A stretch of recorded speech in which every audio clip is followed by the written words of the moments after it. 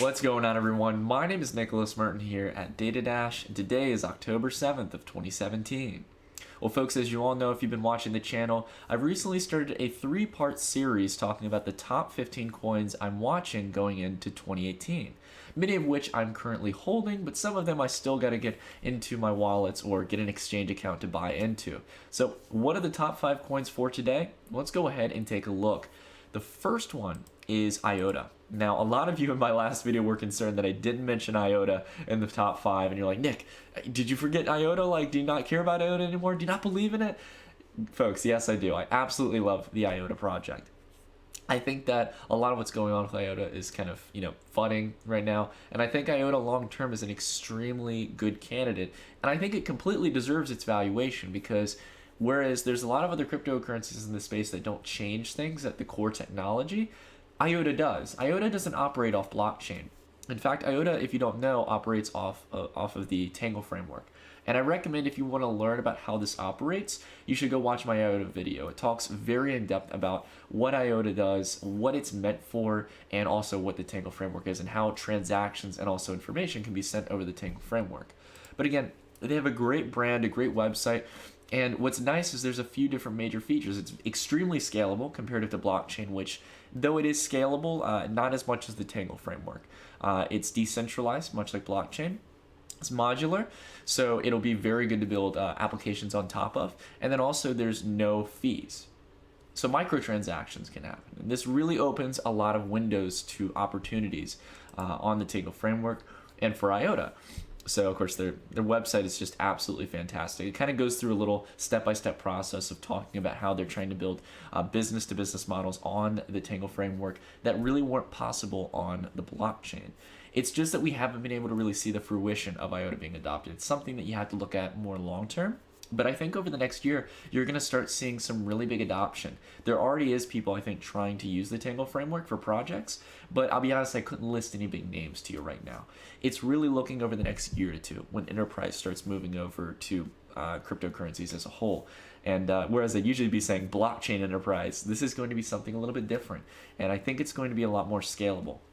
And if Iota gets like 2 or 3 big corporate partners over the next year, it's going to really have a debate between the Tangle framework versus blockchain, which one's more efficient.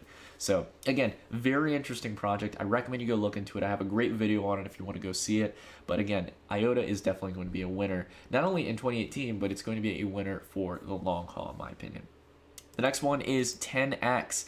Now, there's always been kind of a meme on this channel. If you keep in touch with my Discord or my Telegram and in the YouTube comments, I always joke about people are like, Nick, should I buy 10x? Should I buy 10x? Nonetheless, though I am no financial advisor, and though I can't tell you what to do, nor would I want to, 10x is one of my favorite well, I wouldn't say it's not an ICO, but it came out recently this past year as the leading payment solutions option in the cryptocurrency space. It's trying to basically bridge down the barrier for cryptocurrencies to be spent in brick and mortar retail. A lot of people are like, oh, we can spend Bitcoin or other cryptocurrencies on e-commerce, but why can't I go to a restaurant and pay with my Ethereum? It's just simply not, plausible at the time. Well, now we have options like 10x that are actually getting corporate enterprise partnerships and actually trying to go out there and become the leading payment solution for cryptocurrencies. So you can spend all of your cryptocurrencies or the 10x token as well, which has its added benefits. So again, this is a really great leader in the payment solutions market. It's one of the ones that I actually see making serious progress. They've got a great brand to them. I know people who, for example, my fans in Australia, we have a huge bunch of people in Australia who like the channel. They talk about using their 10x cards. They work great, and they're honestly very optimistic about it. They're not using their normal debit or credit cards. They're very optimistic because there's a lot of flexibility to it as well. You can use Bitcoin, Ethereum, Dash, and other ERC20 tokens. So you have tons of flexibility. So you can literally have your cryptos there and being holding onto your cryptocurrencies, so you're not holding in cash, and you can let your investments grow. And when you're ready to spend, go swipe it. You can go to any kind of local store that accepts Um, I'm assuming, I think it's Visa for now, but they're also going to be working with MasterCard as well, as you can see the two circles there. So we'll have to see where it goes. There's a lot of benefits to it. The fees are not ridiculous. This is a little misleading, the 0%. But there is little to no fees on it, and it's extremely convenient. If you're able to hold crypto, let your investments grow, and have more money to spend at the end of the day, I mean, that's fantastic. And 10x is really doing that right now. And I think that's why so early on there's so much adoption and anticipation behind the project. But whereas Monaco and Token Card are in the same space, they really don't have the drive that 10x has. So again, if they continue to make progress this year, as they have been over the year of 2017, 10x, in my opinion, will be one of the leading cryptocurrencies. So keep an eye on it.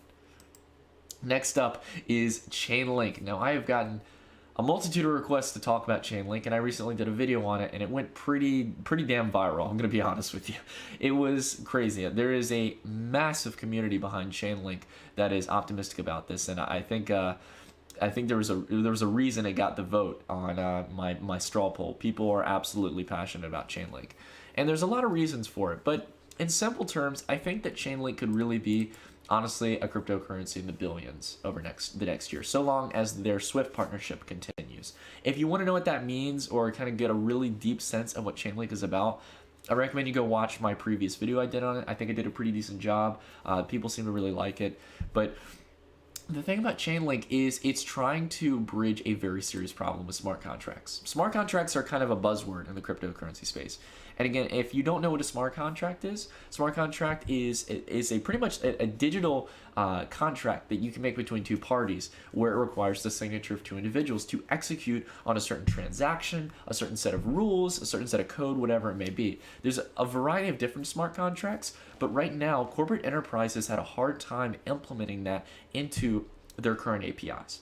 Okay, bridging that gap between corporate solutions and blockchain.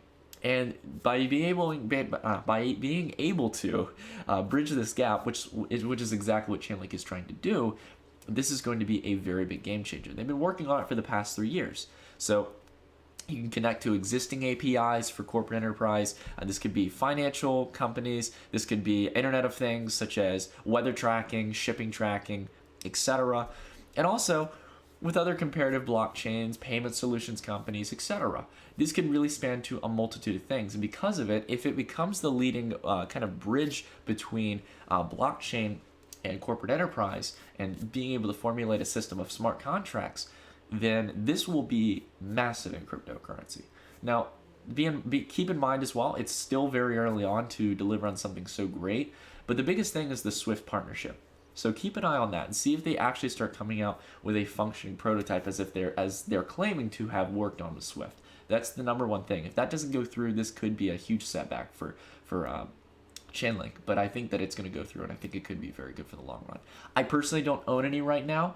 I'm going to look towards getting some, but it's currently just not in my my wallet right now. So I'm going to have to go ahead and consider buying some later down the road. Next up is Nav Coin. As you all know, we've talked about privacy becoming a big topic in the crypto space. And because of that, there has been a large jump over the past year, or kind of towards the midway of the year going into the summer, where a lot of people have been talking about privacy again, seeing as people are realizing Bitcoin's not as private as we used to think. And Navcoin is a perfect example of one of these coins that has taken the lead in this space and has really become one of the leaders that stands out. Navcoin has made it to the top 100 coins, and it's currently holding a decent amount of its gains, as much as it looks like it's pulled back some. We had a rally all the way to $115 million, and now it's more than a 50% haircut in the sense of price action. So I think I would watch this one. I personally hold some Navcoin. I bought actually some down here.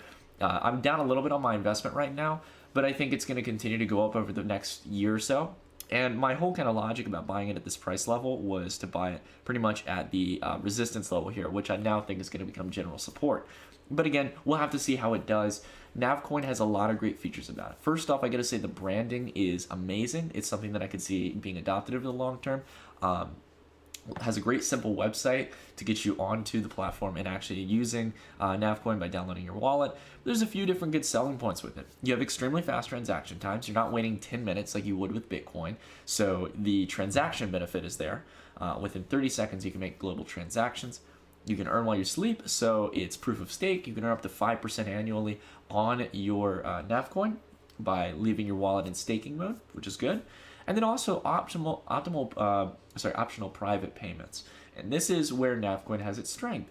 They do have a privacy system within transactions. A lot of Nav Coin is built off of the original Bitcoin core. However, there's been additions added to it that make it, give it the flexibility to make private transactions and also have proof of stake and also faster transactions. So if you're going from Bitcoin that had extremely slow transaction times compared to where it used to be, or other cryptos in the space, you have proof of stake that is encouraging you to help hold and support the network, and then also optimal private payments between two parties, which you originally didn't have with Bitcoin. There's already 3 selling points right there that would make someone switch from Bitcoin to Nav Coin. So again, keep your eyes on it. I think it's going to be a winner in the privacy space. As much as I like Monero, as much as I like Pivx, I think this one has a lot more room to run, in my opinion. Again, I love the branding of it. I'm kind of a nerd in the sense of design, and I absolutely love how Nav Coin markets itself, and it has a very interesting brand to it. So again, keep your eye on Nav Coin, and I think it has some good features. So I think it'll be a winner. Last one I want to talk about today is Neblio. I've done very well with Neblio so far in my investment. I got into Neblio when its market cap was around, I think, $13 to $14 million.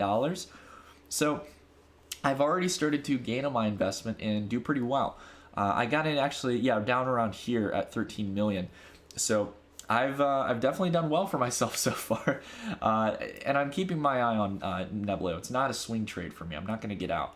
Now, it was actually, to prove to you that I was very optimistic on this, I got into Neblio when it's only on Cryptopia. Now, if you know me, I do not like Cryptopia. I think it's a crappy exchange. And most coins that are on Cryptopia alone usually are not good.